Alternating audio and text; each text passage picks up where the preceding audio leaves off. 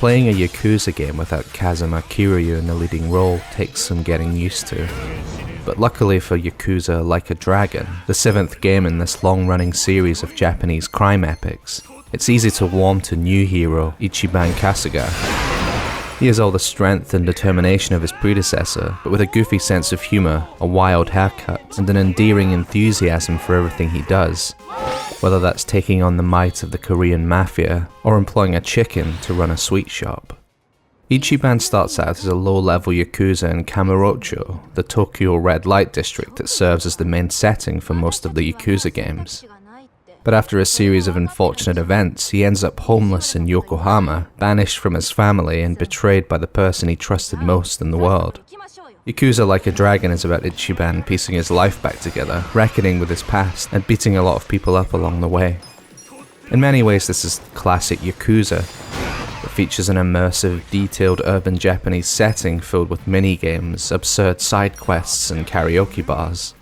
The story is an unlikely mix of criminal conspiracy, heartfelt melodrama, and slapstick comedy. And when a problem arises, it's usually solved with outlandish violence. If you've played any Yakuza game before, its distinctive rhythms and quirks will be instantly familiar. There's something comforting about how this series stubbornly resists change, even if it does mean it occasionally feels like it's stuck in the past. However, when it comes to combat, this is anything but a typical Yakuza game. The usual combo-based brawling has been replaced by a new turn-based battle system. It's pretty standard JRPG fare with buffs, debuffs, status effects, and a mix of weapon-based and magic attacks. The vibrant presentation, superb animation, and lively pace make up for its simplicity, but selecting things from a menu does lack the satisfying brutality and immediacy of a standard Yakuza fight. There are some real-time elements. Hit the block button at the precise moment an enemy's attack lands and the damage you take will be reduced, and the power of some special abilities can be boosted by following simple QTE prompts. Overall, this is a pretty seismic change for the series, but the new turn-based battles do a good job of capturing the drama, excitement, and theatricality of Yakuza's traditional combat. And if you can't be bothered taking each turn manually, you can automate battles, choosing from AI presets to focus on aggression, healing, and so on. The problem is, there's far too much fighting. Yokohama isn't as dense or storied as Kamurocho, despite being several times its size, but the developer's knack for evocatively capturing the mundane details of everyday life in Japan is as strong as ever. I just wish I could enjoy the place at my own pace without running into large groups of enemies every 30 seconds and around every corner. Having to stop and fight near constantly really dampens the immersion and at times made me not want to explore the city at all.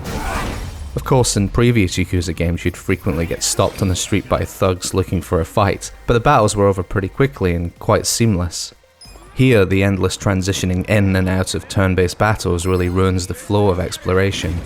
You feel like you're being interrupted, rather than these encounters being an organic part of the world. And the sheer volume of battles means the novelty of your party's ludicrous special abilities soon wears thin, which in turn makes the combat feel incredibly repetitive. This extends to the dungeons too. These maze-like collections of bland corridors are filled with unremarkable loot and non-stop battles, marking a real low point for the series. One in particular, a depressing slog through a labyrinth of identical-looking concrete tunnels, is so devoid of any pleasure I'm stunned it made it into the final game.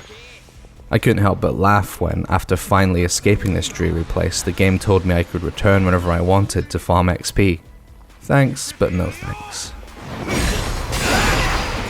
It's a shame because when the combat isn't grinding you down, Like a Dragon has moments of brilliance.